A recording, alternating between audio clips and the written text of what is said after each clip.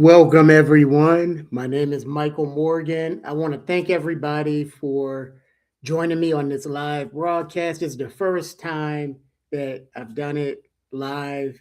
We're going to go over the newsletter this week, but I'm just excited to have everybody. I'm the president of A Few Good Mentors. Please hit the subscribe button and learn more about the organization, learn more about what we're doing here in the Northern Virginia, D.C., Maryland area. So I retired, just a little bit about me. I retired from the FBI after 36 years, and I really have been doing the mentorship since 2019. We've been around since 2019. So throughout my career, I've always learned that leadership is so important, and it's so important for everyone to have somebody that can help get them from one level to the next level, right? So that's what we're about. That's what A Few Good Mentors is doing. So if you have any comments, questions, please throw it in the chat. Hopefully, somebody will join me because right now I feel like I'm talking to myself. But our mission is to connect young men with trained adult mentors who can help them develop character, confidence, leadership skills, and a stronger sense of direction. Today, I want this to feel like a conversation, not a presentation, right? So place your questions and thoughts in the comments. If something I say connects with you, tell me why, and let's have a further discussion. If you're looking at this later, don't hesitate to email us at info at afgmentoring.org. I'm going to try to place that into the comments while we're here. Hopefully, everybody's having a great week uh, and doing well. And hopefully, you can join me. And please make sure you subscribe to this channel.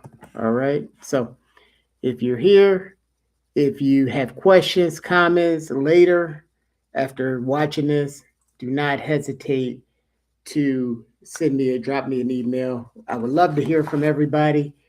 I know it's lunchtime. Hopefully, you're eating your lunch and enjoying yourself at work, and hopefully, you're having a good week. But we're here for you to help you get better. Talk about the newsletter this week, which I thought was one of the more interesting ones that I wrote. It really spoke about a story and a situation that I was in when I was a little bit younger. So if you see me going back and forth, that's because I have another computer set up, which I have my newsletter on. Then I have papers, I have things all over the place. So just kind of keep that in mind. So here's a question for you. Did you have a mentor growing up? Did you have a mentor growing up? If anybody had a mentor growing up, let me know. Put it in the chat. And was your mentor a part of a formal program, or did that relationship just happen naturally? So a lot of times we're mentoring, but we don't have any formal training. We're not part of a formal organization. Was that your case? If so, let me know that as well. One thing about A Few Good Mentors is we're fully training mentors. You don't come to AFGM without being trained how you go about the process with our program, which I'll talk about in a little bit. What is one lesson from that adult that you still carry with you today? And I know for me, and you'll hear me talk about my brother, my sisters, my parents, my next door neighbor, Chuck. You'll hear me talk about all of them from time to time. And one of the lessons I've learned is you've got to be honest with people and you got to get to know yourself. And so doing those things really helps you in your development as you get older is just being an honest person, telling the truth whenever you can. And so those are some of the things that I carried with me throughout my life, throughout my career, that I pass on now to the organization. Another question I have for you is, who outside of your immediate family helped shape the person that you are? So I want you to think about these questions for the next week. Did you have a mentor? Who was that mentor? Was that person in or outside of your family? And what's one thing that you carry with you with that? So think about that. What's one thing that you still, as an adult, carry with you? And if you're a young person watching it, a lot of parents are always telling you what to do this, do that. The main thing with that is that if you're a young person, you are smart. You are smart, and we are trying to help you develop and walk alongside of you. And a few good mentors anyway. And so we're not here to tell you what to do. We're here to tell you what's worked for us and give you suggestions on things that you're going through. But we're here with you as a partnership because we all need each other, right? And so that's kind of what we do at A Few Good Mentors. But I want to begin with something that we sometimes overlook, is that every young person is influenced by somebody else, by someone. And what I mean by that is, it doesn't matter if it's your friends in school, it doesn't matter if it's somebody in the neighborhood, or an older sibling, you're influenced by someone. And the messages you receive, whether it's social media, music, friends, sports, gaming, whatever it is, that is all around you. And some of those messages can help you, and others can send you in the wrong direction. And so a mentor becomes that trusted voice that's not going to steer you in a bad path. So, and a mentor stands beside your family too. So they're not going to maybe be a substitute for your family, your father, or anything like that. No, a mentor is there to help you grow, to help you achieve the things in your life that you want to achieve. A mentor listens to you. He'll ask the right questions, share his experiences, and helps you think through decisions and consequences. So, key thing is thinking. Before you act, think first. That's kind of how you get better in your life. So, we know young people, young men especially, don't always discuss everything with their parents. I was the same way. And so, one of the things that I talk about a lot is um, being patient with that if you're a mentor. And don't expect right from the gate that a mentee is going to be telling everything that's on his mind. Take some time. But a trusted mentor can hear something in a young person that they may not feel comfortable sharing, and will be able to draw it out, but they're here to kind of communicate with you. Sometimes a young person needs to hear the same lesson from another adult. And so, especially in today's single family households, you need another voice to kind of bounce things off and to reinforce, rather, what's going on in the home. So a mentor cannot promise perfect grades or behavior. We can help influence that, but we can't promise that, and we don't promise that. And a mentor can provide support and accountability. And mentoring helps young people see the possibilities beyond their immediate environment, showing you something different, no matter what you want to do in life. And so, young men need adults who listen before giving instructions. And that's what we are all about, really, is listening first, giving instructions second. They don't complete the work for you. They're going to challenge you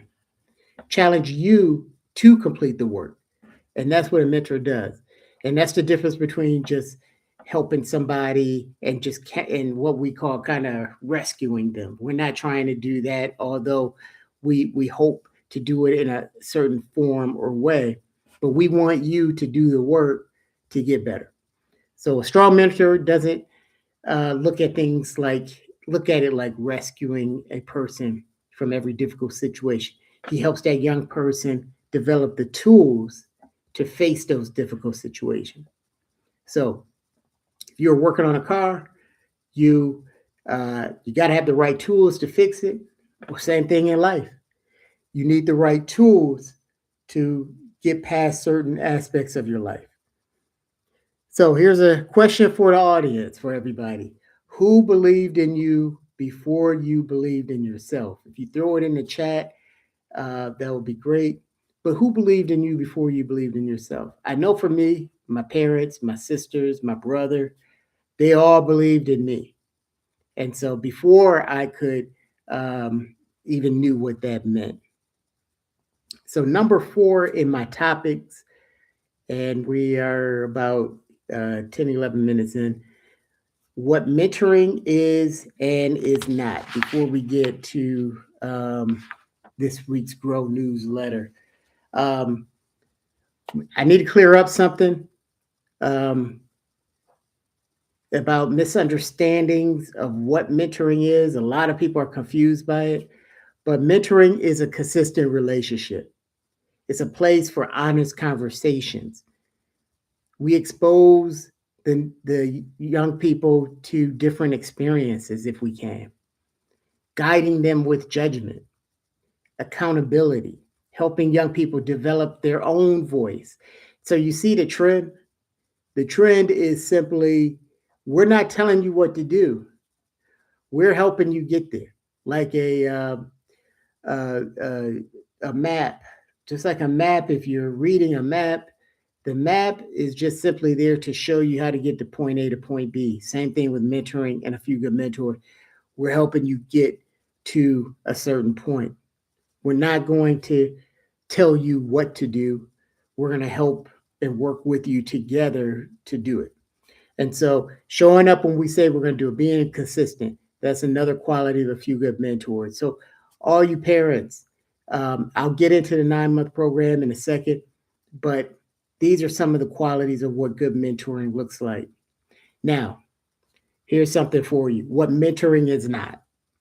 What mentoring is not is it's not trying to become the young person's parent. We're not trying to be substitute for a parent. Hopefully you have 2 good parents.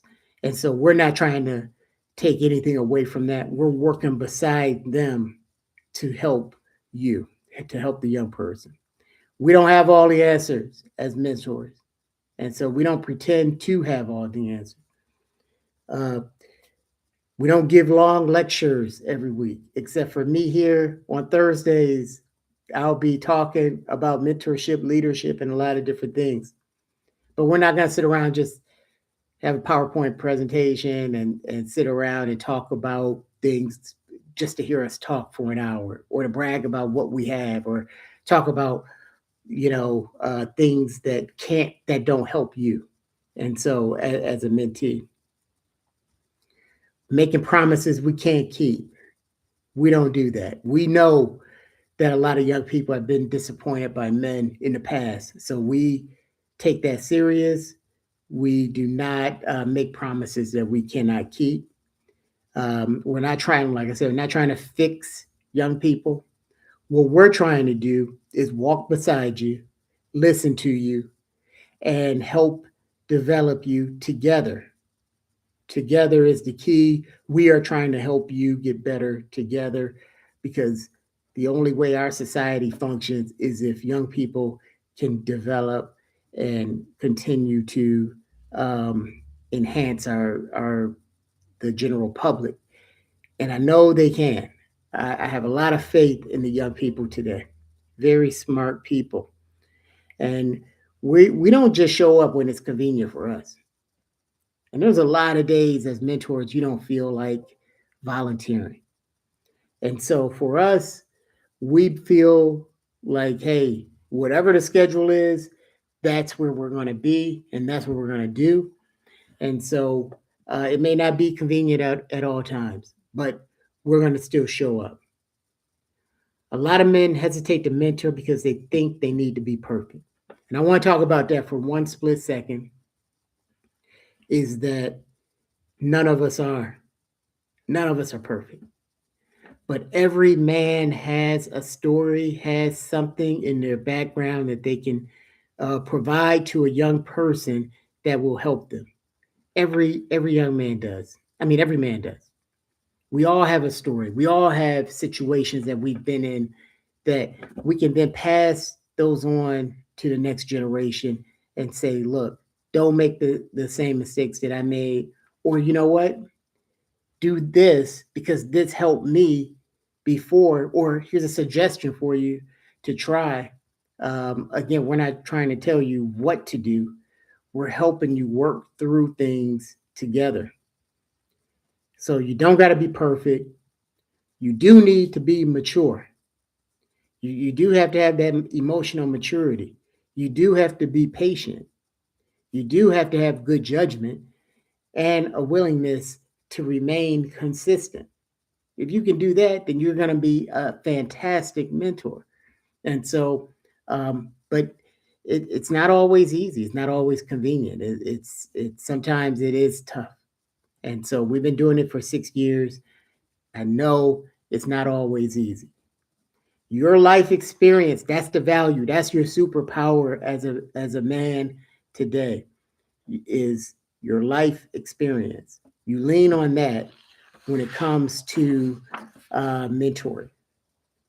The mistakes you learned may help a young person, and not, like I said, not making those same mistakes. So here's another question for everybody. What stops good men from stepping forward to mentor? That's been on my mind for years. Is what stops good men from stepping forward to mentor? Why don't they do more of it? Why do we have mentees on a wait list when we have millions of men right here in the DC, Northern Virginia area? Very educated men, men with great backgrounds. Some of you have a desire to help and do it. You just don't know if you can, if you have the time, if there's something in your background that kind of you feel like I'm not sure. Give me a call. Let's talk about it. Let's talk about it. Let's see where you are because I can tell you now, and my kids will tell you, I'm not perfect. Very very far from it. And so, um, but I do feel a calling to reach back, use my experiences of things that I did not do well as both a parent, brother, um, you know, a son, and use those experiences to help the next generation so the same issues don't come up again. And so that's kind of my focus. That's my why for doing it.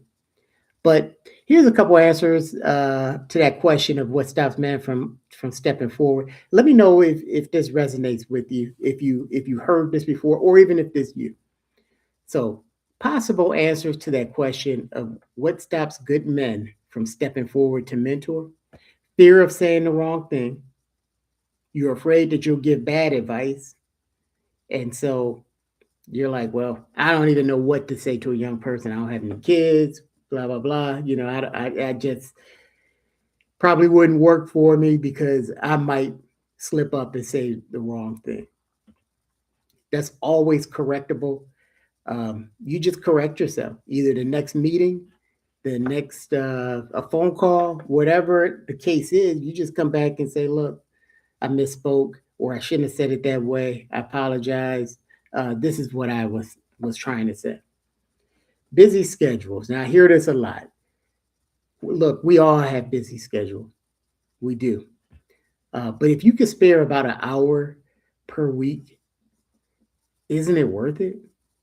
Don't you get tired of hearing some of these stories on the radio and TV about young people and violence and not going to school and all of these situations? Don't you feel like, you know what? I may not be able to help everybody, but at least I can give one person guidance and help them. So your schedule is your schedule. It's it's always gonna be busy. You live in Northern Virginia or DC, Maryland, it's gonna be busy. Just driving around here, uh, it makes it hard and busy as it is. So you're gonna be busy.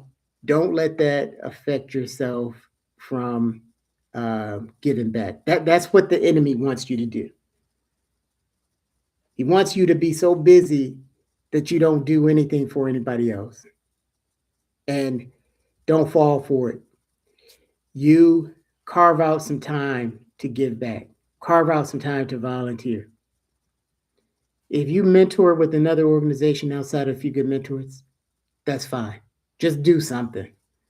Don't die with all of those life experiences that God's given you and all of that knowledge and just pass away.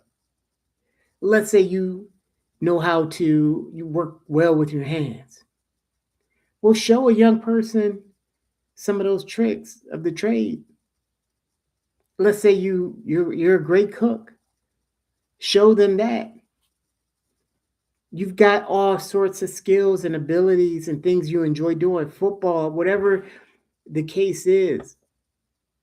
You have talents and skills that are needed today, especially in this AI generation.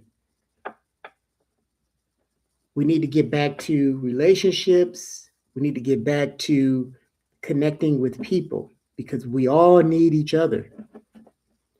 So your schedule, yeah, it's always going to be busy. But you've got to make a decision. Are you too busy to impact the next generation? Are you too busy for that? You can't spare an hour per week doing that.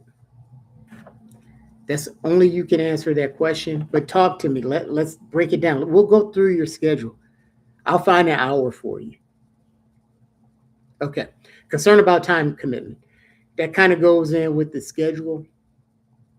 But look, um, always say if you could prevent a young person from spending 30 years in jail by giving an hour per week, would you do it?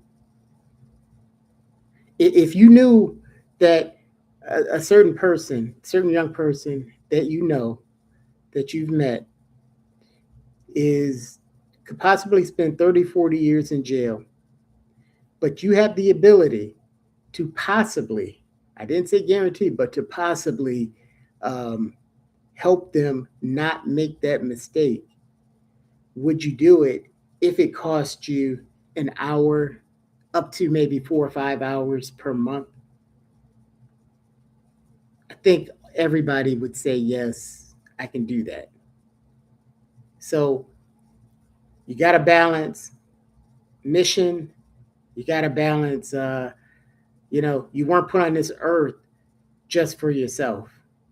You were put on this earth to impact a variety of other people. Yes, you're going to take, you got kids. Yeah, I know. You got to take care of your children. Um, but bring them along too with you in your mentoring. Yeah, you can do that. Let them see what a healthy family looks like. So there's ways around it. That's what the training is about, is kind of giving you options and ideas. Feeling unqualified, another one that I've heard quite a bit. Uh, you know, I don't know about you. I really don't. But for me, I don't think I'm ever feeling that qualified. Now, confident in doing certain things, yes. But initially, especially something new, you always feel unqualified. Once you get into it, you'll see that God kind of takes over, and He's leading the conversation and taking you in the right path, and you're moving in the right direction, and you feel good about it. So you may never feel qualified. You may always have those feelings somewhere, but don't let that deter you. Lack of information, and that's why we have training. We will institute more quarterly training as well to help you. But the mentors meet up quite often. Broderick Franklin is our lead for the mentors as part of our organization. He does a great job of connecting with the mentors.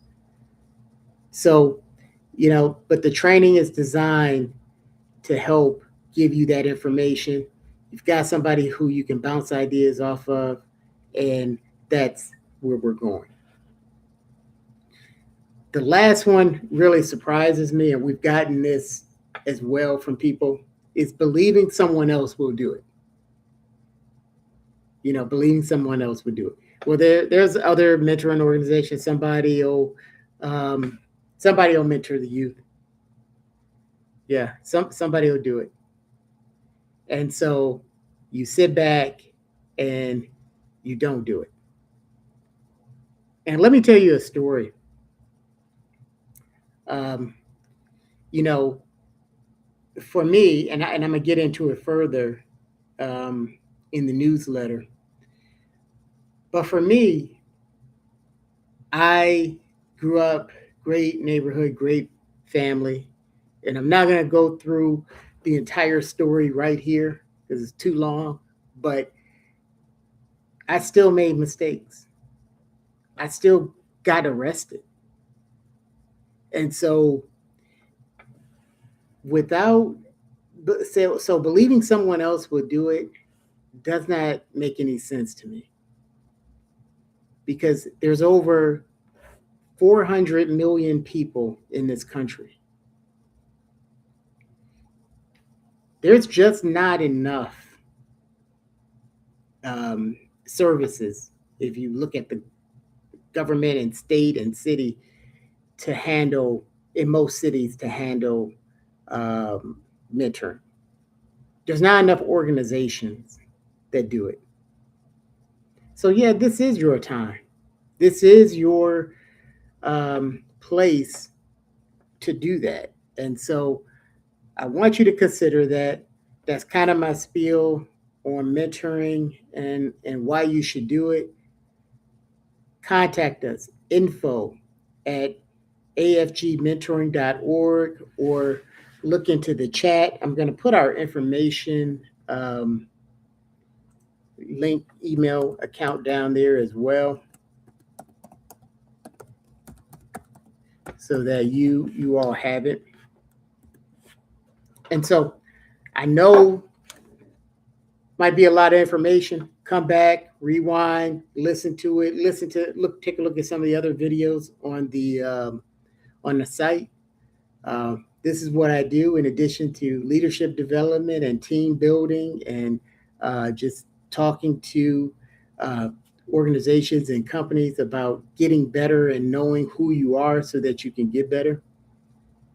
But this week's Grow newsletter, if you're not subscribed, I am going to try to put that link down there too. But I believe it is. Uh,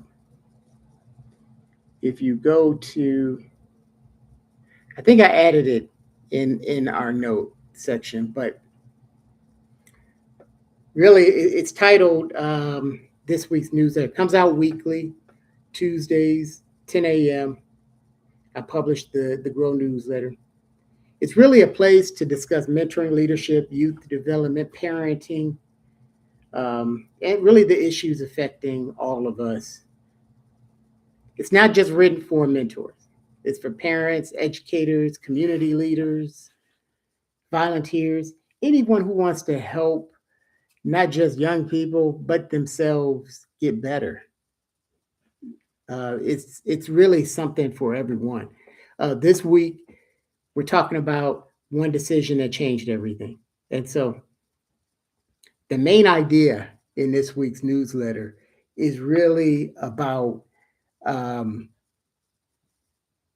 uh, you know, a situation that I was under to when I first joined the FBI, and I had a friend of mine who I was friends with who wasn't always doing the right thing. He also worked for the FBI, and so one of the things that occurred with me is that, and it's all in the newsletter. I'm kind of paraphrasing as we go, but one of the things that came up, he was kind of in the streets and doing whatever.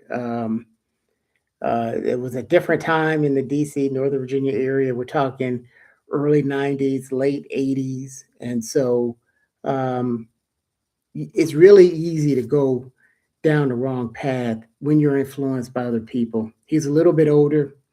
I wasn't from here. He really showed me around the area, really got me thinking about, learning DC, Maryland, and Virginia, which ironically was a huge help for me later in my life as I joined the FBI and got into the surveillance program where I had to learn the area. Well, I already knew it from hanging around him. And so the main takeaway from this week's newsletter really is about making the right decision and walking away from things that may be fun, that you might enjoy, but you know in your heart that you shouldn't be doing it. And having that courage to say, you know what, I'm not going down that path. And having people around you as well who will say, you know what, you're not cut out for this. You should not be doing that. And so for me, that's kind of what happened. And so one of the things that really stood out this week as I was kind of going through the news and refreshing my memory of the story is how quickly you can make a decision that could really end your life. And so for me, the decision that I made of ending the friendship actually saved my life. And so, you know, I don't know where I would be, or even if I would be here if I made a decision to continue following down that path. Fortunately, like I said, I'd been arrested before when I was much younger at the time. But we're talking from age 11 and then 19 or 20 years old, really not that far off, right? And so, but I had enough sense to know this wasn't something that I should be doing. And so it's all in news. I want you to read that and and tell me what you think. But you know, some of the things when you're reading the newsletter, I want you to ask yourself some questions like, what problem was I discussing? What problem did I have in the newsletter? And you know, the transition point, the decision point, you know, when did that occur and what was that decision? And so you might know a young person, you may have a similar story of of having to make a life decision. And one of the things you have to lean on is your upbringing, how you were raised, and honoring your family legacy. All of that went through my mind because if I go down this path, there's no turning back, right? And so if I go down this path, I I'm affecting a lot of people, not just myself. And so you have to think about that before you act. And really, that's what um, caused me to make really the best decision of my life, and that was to um, go towards where I know I should be staying in my lane. Hey, I'm not from the streets. Can't pretend like I am. And so, you know, but making sure that I know exactly what I'm doing. So this was a powerful newsletter this week. I'm just going to read one little part of it. Um, One of the things in the newsletter, the young man who I was friends with, who showed me all around, he did end up being murdered. And so when I found out about it, and this is from the newsletter, um, a few months later, after we had stopped kind of communicating, another mutual friend called me and he said, "Did you watch the news?" And I said, "No, I hadn't watched it." So he told me my friend had been murdered, and I was shocked. But if I'm going to be honest, part of me wasn't surprised. I attended the funeral, and and this just occurred to me as well. We kind of talk about whenever people pass, um, you know, how did they die? How did they die? Well, we need to rephrase that on how did they live? What kind of life did they live? And so I attended his funeral, and the image of his that really stayed with me all these years isn't the service itself. It's the look on his mother's face, the pain in his sister's eyes, and I remember thinking that could have been me. That could have been me. We are always one step away from making a bad decision. Really, 30 seconds can be, if you have road rage, 30 seconds can be 25 years in jail. Drinking and driving can end a life. And so you have to think about what you're doing before you do it. I thank God that I was able to that he was able to save me in that circumstance and not go down that path, or else I would have ended up possibly the same way. That could have been me. And so in the newsletter, I talk about what I learned from that experience, that people influence other people. And we talked about that a little bit. And this matters, especially because just last week I was over at the Prince William County Juvenile Detention Center speaking to a few young people. And, all those memories came back of when I was 11, when I was, uh, you know, hanging out with my friends in DC, and really the whole thing. Um, and it just flowed back to me when I was talking to the young people that I'm no different than they are. These young guys that are at the detention center. I just had the right people around me. Nothing that I did really, except for I embraced it and listened to older people. But that's about it. And if you see that all you have to do is listen to the older, wiser people and their stories, you can then utilize that for your situation, if you're a young person, which is going to help you. But sometimes it's one decision, it's one relationship, it's one conversation, one mentor, one moment when we choose a different path. And maybe that's one of the reasons mentoring means so much to me today. That's all in the newsletter.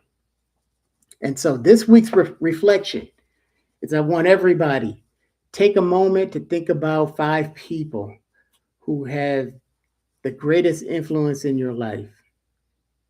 And are they moving you closer to your purpose, or are they moving you further away from it? What is your purpose? What do you like? What are you good at? You know? Is there somebody in your life helping you develop that to understand what you're good at? So that's one of the reflections. We also do a challenge in a newsletter each week. And one of the challenges is writing down the names of those 5 people that impacted your life or that you spend time with. And then ask yourself a simple question about each person. I want you to do this too. Is Does this relationship help me become the person God created me to be? Does this relationship help me become the person God created me to be? So these are all things that are in the newsletter. It's phenomenal. Um, every Tuesday, 10 a.m., we're dropping another one. You're going to like next week's newsletter as well. And I just want to wrap things up real quick in a few minutes about talking about our 9-month program that's starting in September. One thing I've learned is that people need a clear beginning, a clear commitment, and a clear finish. And so when we simply say become a mentor, that can sound like an unlimited commitment. And so our new program creates a defined 9-month experience that follows the school year. It begins in September and concludes with our celebration in May. This gives mentors, mentees, and parents a shared journey with milestones along the way. We've got 7 core values. Those are our milestones. And the reasons for the structure is that it follows the rhythm of the school year. Families know what they are committing to. Mentors receive a defined program calendar. Matches work towards monthly themes. Participants begin and finish together. Monthly activities create community beyond the individual match. Yes, you're still going to have an individual mentor mentee match, but we are collectively going to come together once per month to discuss and have some fun and have some food and really just talk about that month's thing and talk through things. Because as men and as young men, we just don't communicate enough. So progress can be measured throughout the year. May provides a moment to recognize growth and commitment. So once we get to May at 2027, that gives us the time to go back and look at where we are. So this is more than placing a man and a young person together and hoping something positive happens. We're creating structure, training, support, activities, conversations, and measurable goals. And how it works. The program begins in September with mentor training, preparation, matching, and our official kickoff. From October through April, mentors and mentees work through the 7 S.H.I.E.L.D.S values. And if I hadn't talked to you about S.H.I.E.L.D.S, that's our core values. Kind of like the shield or badge I used to wear in the FBI. But it stands for spirituality, health, integrity, education, leadership, development, and stewardship. In May, we bring everyone together to celebrate the journey. And so we go through this each month. We have a theme. We have things that we're going to do. It's I'm just going through some of the paperwork because we're kind of short on time. But it's just a phenomenal program that we're building. And what mentors are committing to. A mentor is not signing up to entertain a young person once a month. They're committing to building a relationship. We're talking about weekly contacts with your mentee, about 60 minutes where you're going to contact your mentee per week. We're talking about 3 to 5 hours per month, participation in the monthly group experience, communicating with the parent and guardian, training and background screening, following the AFGM policies, and reporting any concerns. It's really rather simple and easy to do. But if you're a mentor, you're part of something big. You just got to remain consistent. You got to walk with your mentee. You're going to eat lunch with them. You're going to possibly attend sporting events, visiting museums, discussing school, practicing for an interview, working on a goal, whatever that mentee, and it's not a cookie cutter approach. It's really defined by what the mentee needs. what the mentees can expect if you're a young person. To the young people out there, if you're listening, AFGM is not a punishment. Having a mentor does not mean something's wrong with you. Athletes have coaches, business leaders have advisors, successful people seek guidance. A mentor is another person in your corner. Here's what you can expect from us: somebody who listens, somebody who's going to work with you to develop new experiences. You're going to get some honest conversations, encouragement, accountability, help setting goals, exposure to careers, leadership activities, a brotherhood of other young men, a place where you matter and your voice matters. Nobody telling you what to do, but people giving you suggestions on how to do things, working with you, because you already have intelligence. You already are smart. We're just going to draw that out more. So what we need mentors. We need more mentees, but we especially need mentors. We need men to step up. We need a few good men, right? And so we need those veterans, those federal employees, business owners. If you have a trade, it doesn't matter what you are, what you're doing. Come talk to me. Educators, coaches, faith leaders, the tech folks. If you're good with technology, first responders, healthcare workers, college graduates, men who enter the workforce directly from high school, fathers, grandfathers, men who learned from past mistakes. You may not think your story is special because you lived it, but it truly is. So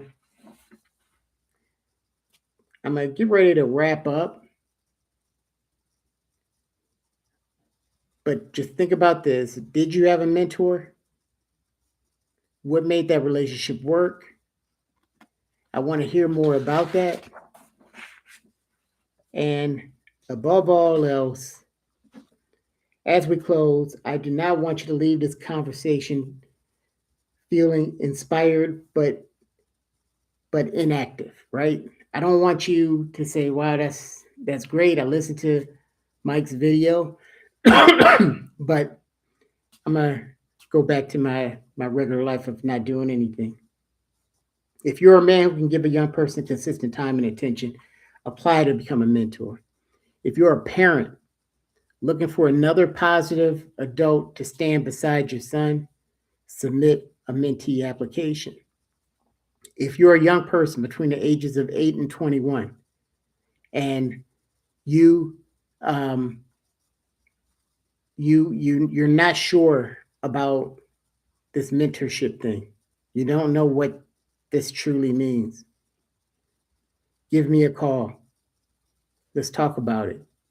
Because I can tell you right now, it's not something that it's designed to hurt you or designed to have you dealing with adults the same way you normally deal with them. This is truly us with you as partners, helping you grow. We want you to be successful. We can't be successful. We can't help you become successful if we don't know what's going on in your mind and where we can help you. And that doesn't mean that there's something wrong with you having a mentor. Doesn't mean you're a bad kid or anything like that. It really makes you smart. If you're seeking guidance of a career that you want to do, let's say you want to be a chef, and we align you with other cooks and we give you the tools to practice that, if we help you, then that's a smart thing, is that you're building up your network for your future career if that's something you want to do. And you know what? You don't even know what your career is going to be, right? And so let's talk about that. Let's develop, let's see where that leads. Because I know when I was young, there's no way you would have told me I would be doing surveillance work for the FBI for 36 years. You just would not have been able to convince me of that. I didn't even really know what the FBI was. So trying to figure it out, everything out at 12 years old, 11 years old, or 9 years old, even 16 years old, it's just not realistic. But what we do is talk about what your skills are. And then we break it down into what careers are out there, what businesses are out there. And so, but it's not that you have to figure it out all at once. 3 words I always leave people with: I can, I will, I must. I can mentor, I will mentor, and I must mentor. Okay? This is Michael Morgan. Thank you for your time. For everybody who joined, or if you watch this video later, definitely connect with me. I will be back here again next Thursday, either talking to myself or talking to you. All right. Have a good weekend and rest of your week.